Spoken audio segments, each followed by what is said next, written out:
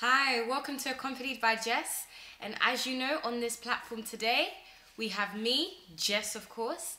And on this platform, we are here to share the delicate, secret stories of young people in our generation today.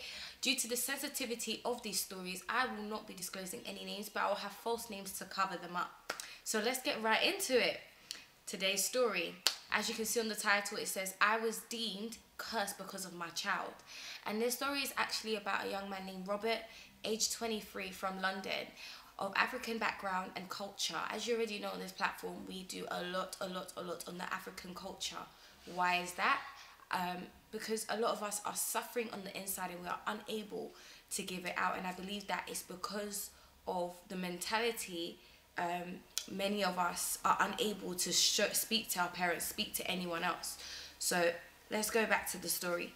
So I'm here to disclose a story about Robert, who's 23 years old. And Robert actually has a 2-year-old son. And his son is actually has autism.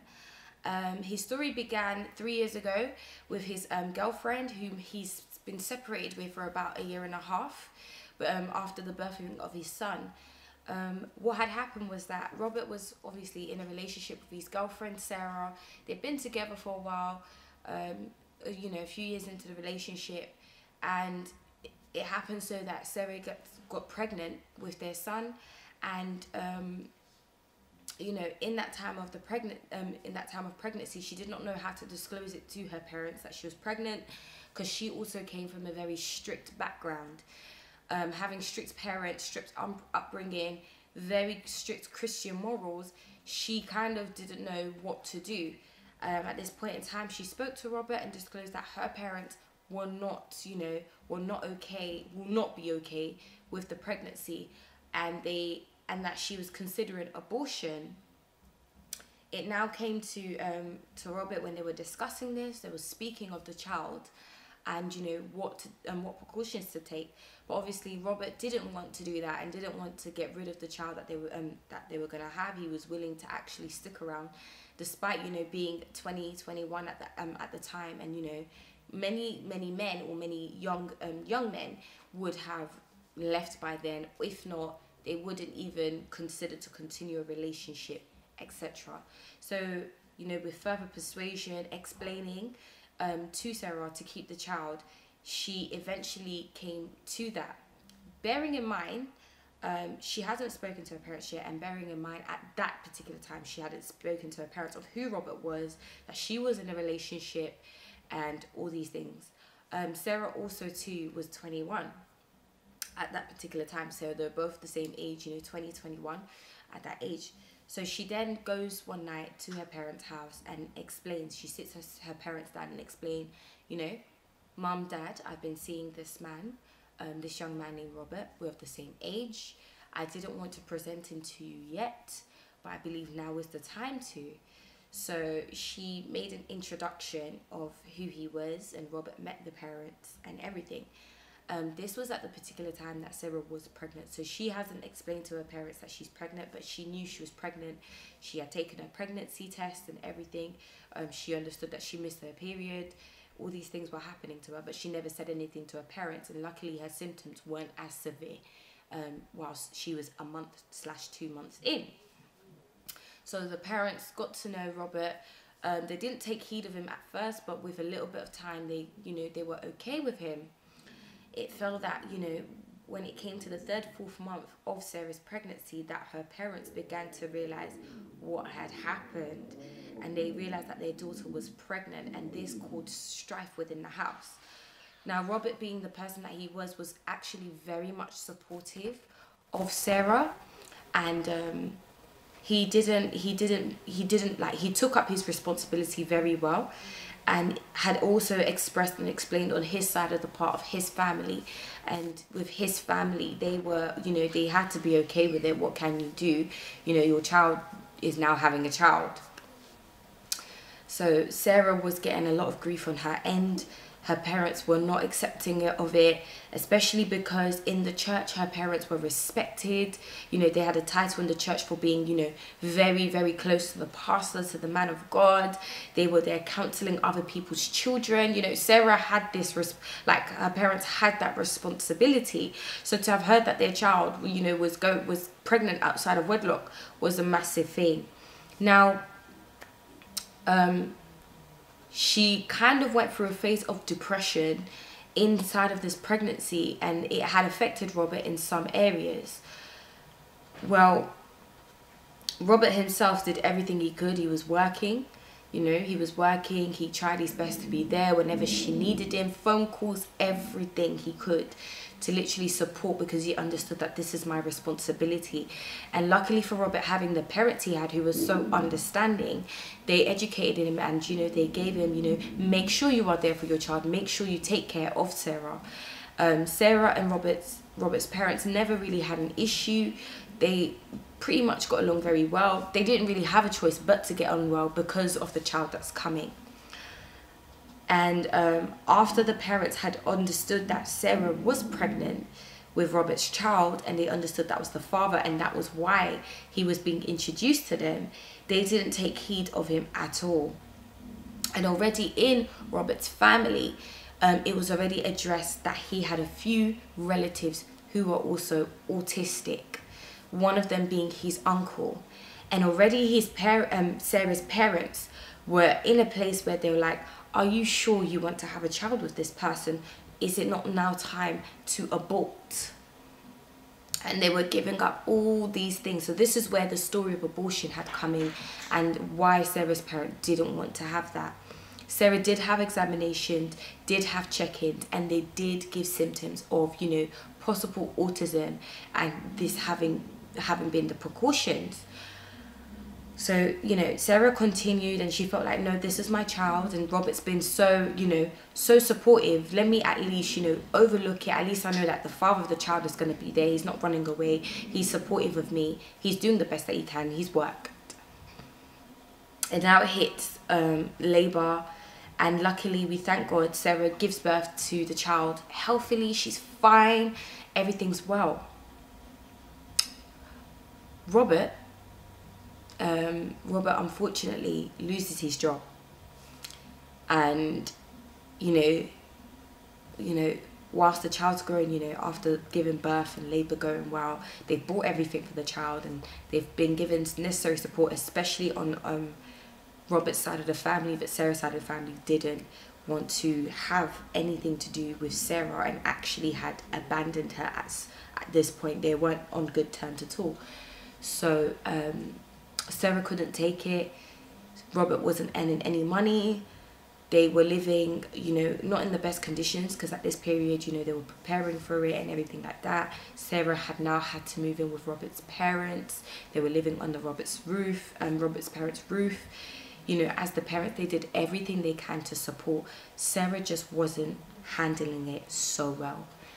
And she had also been bullied. She had also been told names. And obviously for Robert, he's been sticking it out, you know. As a man, I've realised especially, you know, you don't really get as much of the headache as a woman would. So 6 months into the child being born, she's taking care of the child. 6 months in, Sarah just vanished and literally left Robert with the child, and didn't seem to have contacted Robert on anything. Like, she was not contacting, she was not going to anything. Robert got out of his way to go to Sarah's parents' house to ask where has she been, what it is. And, you know, even Sarah's parents didn't know. They didn't know where she was, where she had gone to. And now Robert's left with a son, you know, with a son who he is aware of is going to have complications. It's not going to be like everyone else. This is his first son. You know, he doesn't know what to do in terms of parenting. He's being parented by his parent, luckily with that support. And he's kind of like in a place where, you know, the child needs a mother. And do I turn bitter towards a woman? You know, if these were the questions he was also implying to me.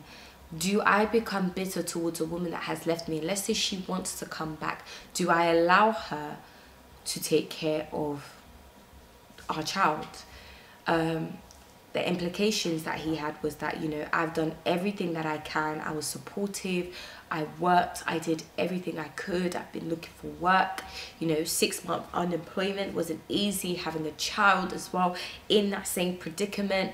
I was at home. I was feeding this baby. I took my last bits of money to fund for them. And she just got up, thought of herself, and walked away. You know, and he explained, like, what else can I actually do? What else could I do, and what else can I do? So this was what he was facing, and his parents, you know, devastated by the action of what Sarah has done, have been throughout. Because remember, it's not just Sarah, like, it's not just Robert who's affected as well. It was also his parents. And it is easy for, you know, that if Sarah was to come back into the life of this child, that there would be that friction, right? There would be that friction. Now, you know, this message was sent out to me, and it was really sad and heartbreaking. Other series of events was that Sarah would actually send out messages to Robert on random occasions, but whenever Robert tried to reach out after these messages, she would never respond back. So it's like a manipulative kind of thing. And for Robert, he was greatly offended, one, by her parents. You deemed me as cursed. You accused me that I was cursed because my family relatives had autism, and, you know, they were, you know, I've come from a family where there is a bit of people where there's disabilities, there's, you know, special needs involved, and that was what it was. And because of that, he believes that Sarah probably took the choice of leaving, and even till now he addresses why did she leave, what caused her to leave. So he's been raising the child, you know, he's 2 years old, very proactive. Obviously there's been slow areas of speech with the child. In terms of speech, he's been very slow, so at the moment he's not really speaking. He hasn't been able to say his first words. Luckily, mobility isn't an issue. Obviously, in some areas there have been issues in terms of him not being able to do things that a normal 2-year-old would do, but I believe development is still in place. But he's a bit slower in terms of other children. He's not able to say mama, dada, nothing like that. Robert also says that he's, you know, done everything he can to get in contact with, you know, those that take care, you know, his, like, social workers, you know, schools, you know, places that will be able to do everything that they can to help with the speech therapy of the child when the child grows older. Now, he's yet to also find out things about his son, which has to do with, like, probably mental issues, if there's anything with mental issues, if there's any, and if the autism is going to be even more severe than what it is. So this is a field that is very, very, very delicate. Very delicate, and this is actually his story. Robert, number one, thank you so much for reaching out. And as a father, being able to take care of your son and to be there for your child regardless, especially in this generation, not to, you know, bash down anybody's parenting or anything like that, but you have done well. You have done very, very well. On many cases, we hear of women who have been abandoned by their partners due to this, you know, especially when it comes to children with disabilities, children with, you know, they're not, you know, they're considered to be an outcast in society. And you have done yourself well by taking care of this child, and you are doing your job and responsibility. And obviously, being in a predicament where you are unemployed, your girlfriend has left you, you know, you've got this child now. We thank God that you had supportive parents as well, parents who were there for you, parents who didn't push you away because you made a mistake, but they were there. Do the same to this child. Do the same to this child. Where you are asking the question of, should you allow the mother to interfere in the child's life, I would fully recommend to you, you should. I don't feel that you should outcast. If the mum wants to come back and take part in the child's life, do so. you know, that will benefit that child, even if that child is deemed as, you know, even if the child may not have full understanding of what has gone on, what is going on, what has happened. But tomorrow, when the child is older and when things may change, you know, it is possible. It is possible. Should you feel bad because, you know, the family of your partner do not want to accept you? And I believe if they're not accepting you, they haven't accepted your child. By the looks of things and by what you've explained. Should you, you know, should you feel bad about that? No. Should you feel any way about that? Not at all. I don't believe that you should take on board of what people say. And it's very, very sad that in this day and age that people are unaccepting of people who have differences in disability, differences in ability. Excuse my term. Differences in ability. And we need to be, especially in this generation, just to open up a bracket, we need to be sensitive of this. You know, we're not living in a day and age where this is not common. This has become, like, you know, a common thing, you know. And for many of those who are out there older, who are going through disabilities and going through issues, you know, that are parents as well with disabilities, and they have had children and they too were abandoned and having to grow their child with a disability, they have done well. So it is sad that, you know, her family was unaccepting of it, and they were unaccepting of, you know, that this child will be different. Look at the family, like they picked on so many different things. But this is a mentality that people have till now, which I personally believe that is wrong. It is so wrong. You know, you need to be very, very careful of what you say about another person's child. You don't know, you're a parent as well. And this is, you know, just to make you understand, you know, especially on terms, because when I heard the story, in my personal opinion, it made me very upset. Made me so upset. Very upset to know that you have abandoned someone else who is willing to go full out for your child, to support financially, to support in every area, emotionally, that you've gone and abandoned them because you feel that, you know, they've come as a curse. I can't lie to you, like when I heard this story, it broke, you know, it really offended me. It really, really offended me. It really offended me. And I'm really, like, it really touches me in this area because I too know of relatives, and I have a particular relative who has a disability. And, you know, growing up and understanding that person and getting to understand their differences, their emotions, it is not easy. Now, imagine if that person was abandoned. Who would take care of them? Like, for me, when I heard the story, I cannot lie to you, it broke my heart. But as for you, Robert, I commend you. Keep going, keep being a father. If Sarah wants to come back into the life of your child, let her come back in for the sake of the child. If you have an issue forgiving her because she left and everything you had put into her, you know, find it in your heart to start now today, to begin to forgive. And I believe that you asking such a question shows the kind of heart you have, that you will forgive her and that you are willing to make, you know, to be on good terms. You know, there aren't many men out there who are going to take care of their child. Fact. There is not. There's not going to, like, I'm very sorry to say this. There aren't many men who are there. But those that are there, I commend them in advance. And I believe that acknowledgement should be given to men who are taking care of their children, taking care and doing their rightful responsibilities. So I commend you in that area. Where you need the support, go for support. Psychologists, you know, your parents, you know, all the support that is needed, intended, doctors who will help treat your child. Sometimes there's medication for your child. You know, don't give up on that child.